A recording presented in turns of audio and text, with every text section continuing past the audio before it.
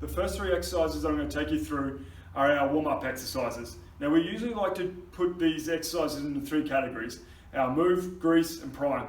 I've given you one grease and two prime exercises to make sure that we're getting into at least a little bit of body warmth before you start your exercises. Okay, so the first one is our world's greatest stretch.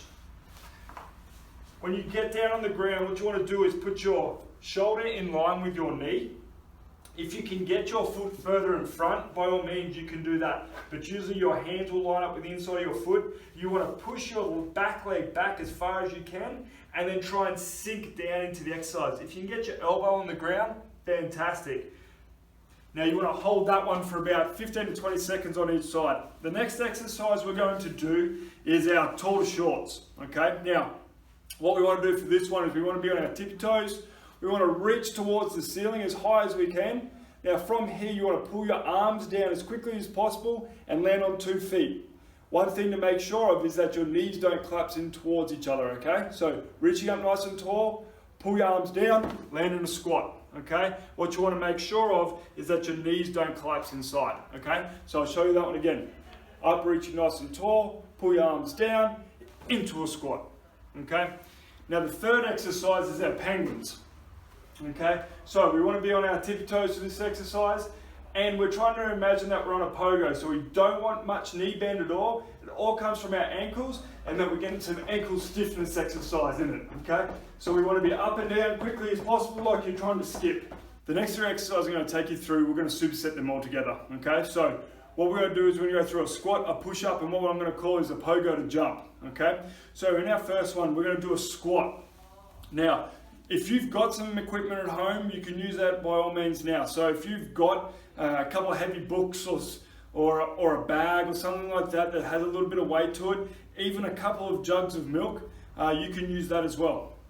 What you're going to do is, if you've got nothing, hands on hips, okay?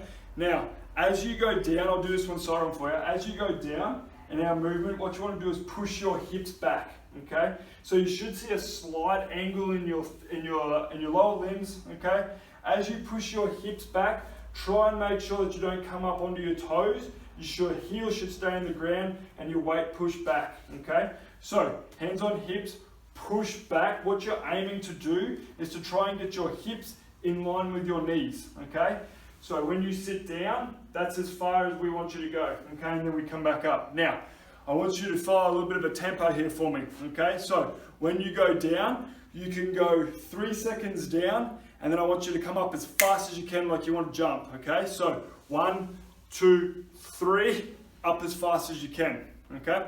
Now the next exercise is push-up, and we can vary this in a couple of different ways. Now once again, if these are easy, we can progress them by putting a book on your back or just a little bit of weight, okay? So down into a push-up position. Now, obviously when we start this exercise, if you can't do them on your toes, then obviously we can go to our knees, okay? So I'll show you the knees first. Easiest way to get into this is just like I did. Start on your toes and just drop your knees to the ground, okay? Don't push your hips back, all right? From here, we want to make sure that our elbows don't go out, okay? They go back in about a 45-degree angle, and our whole body goes down to the ground at the same time, okay? And then we push back up. Now you shouldn't see this kind of movement. Like I said, your hips, your chest, and your head all go down at the same time. Push back up. Now, if you want to increase the difficulty of this exercise, try a little bit of tempo. All right, so 1, 2, 3, push up as fast as you can. Now, when on toes, it's the exact same movement, okay? Elbows go back and not out, okay? We go down at the exact same time and then push up. Same thing, so tempo, 1, 2, 3, push up as fast as you can. Now, with the last exercise is what I said is going to be a pogo to jump exercise. So, what you want to do is you want to do a little bit like a penguin that we did at the start. We want to do a little bit of jump, and then we want to jump up as high as we can. Now, the goal of this is to spend the least amount of contact time on the ground. So what I mean by that is, when you do your little pogo at the start, and you go back down to the ground, we want to spend the least amount of time there. So it should be pogo up, land in our squat, okay? Pogo up, land back down in our squat, okay? So we want to circulate those three exercises. So you should go squat, push up, jump, squat, push up, jump, okay? So you finish the last 3 exercises, fantastic, well done. Now we're gonna move on to the next 3 exercises. Once again, these are all gonna be supersetted. So we're gonna do a row motion to help with the strengthening in the back. We're gonna do some lat work with a pullover, and then we're also gonna do a little bit of unilateral work with the split squat. All 3 exercises are very important for general growth through the back, and also with our unilateral exercise in our split squat, it's very important for the strength in a single leg, because we do so much of that in basketball, be it cutting, changing directions, one leg finishes, running is a single leg exercise as well. So with these exercises, the first 2 are pretty maybe difficult to complete at home, but there is plenty of stuff that you can find around the house that you might be able to do. So this first exercise, the row, you could use a paint can that may be sitting around the house. You could use water bottles, milk jugs, anything that has a handle on it, you can pretty much use as to be able to do this exercise.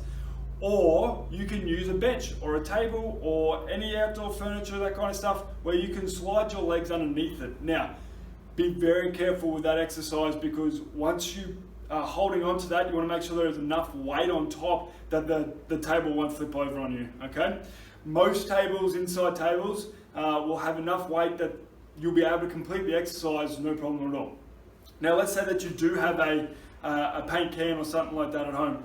What you want to do is you want to grab the handle, and we're going to do a single arm row. Now the hand goes on the inside of the leg to create support.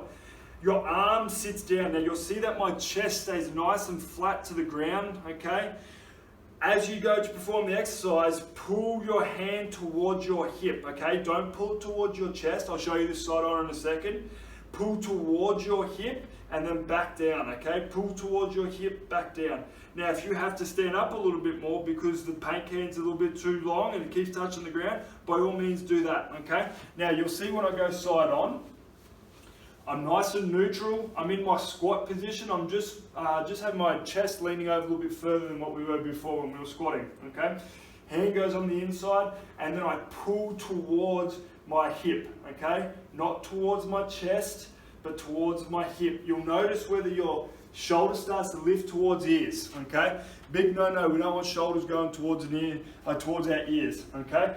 You'll also notice when I row, my elbow doesn't go higher than my back, okay? I'm not starting a lawnmower, all right? I'm not twisting and rotating. I'm keeping my chest nice and flat, and when I let the arm down, I don't rotate back down, I don't rotate back up, okay?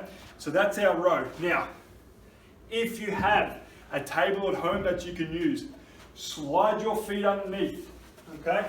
You want to grab the edge of the bench, okay? And you want to pull yourself up to the bench, okay?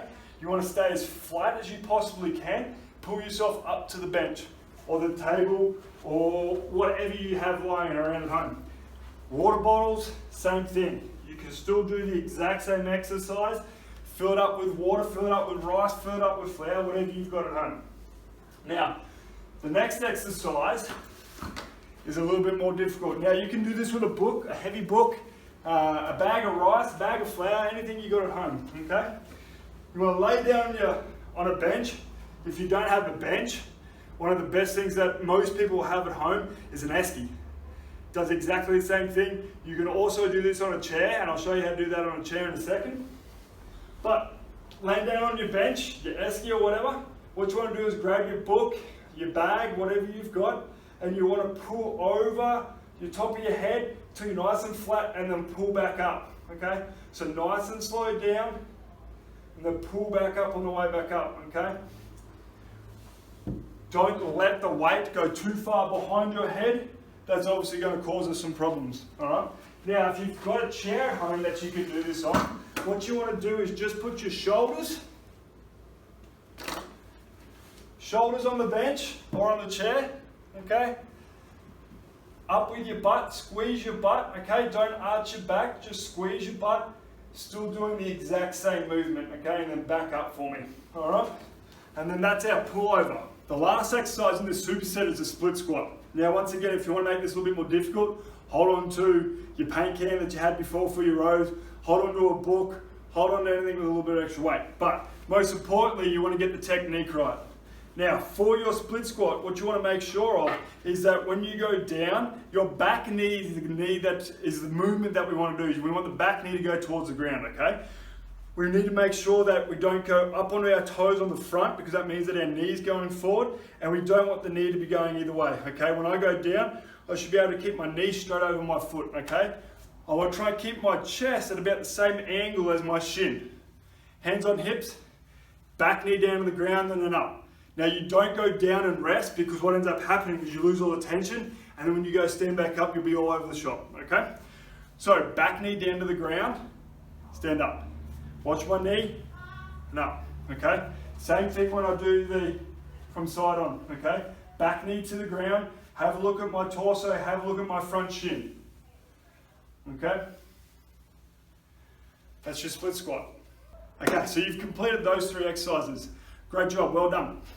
What we're going to go into now is some pillar work, all right? So this is our midsection. We want to create a nice, strong foundation here. Now, the reason why it's important to have a nice, strong foundation in our pillar is that anytime we want to transfer power from upper body to lower body or lower body to upper body, it must go through a chain, okay? It must go from lower body through the midsection then up, or from the top through the midsection down, okay? Like when you pass a ball, it comes from your legs, the power drives up through your legs, in through your midsection and then through. There's no point just having really strong arms to throw the ball because that's not how we do it when we play. The first exercise is the dead bug, okay? Now, this exercise is crucial that you keep your back nice and flat against the ground, all right? Hands go up in the air. Now, when you put your right leg down, your left hand goes down, okay? And then you hold 1, 2, come back. Now, opposite sides, back to the middle. You'll see that this is a nice and slow and controlled movement where you don't want to be doing this kind of stuff, all right? So, 1, 2, hold, 1, 2, 1, 2, hold, 1, 2, all right? Now, the next exercise is a plank. Now, most people have probably done this exercise before. So there's 2 options that I want you to do. You can either do it in a push-up position, squeeze in your butt, and then just hold, okay? The next, obviously, is down onto the elbows, which is a little bit harder. Squeeze your butt and hold again for me. There you go, guys, a basic strength program that you can do at home. We've also added a plyometric exercise program to make sure that you can try and increase your hops while you're on this quarantine. Also, if you've got any more questions, make sure you jump on our Facebook page or our Instagram page, Vision Sports Science, and ask those questions away.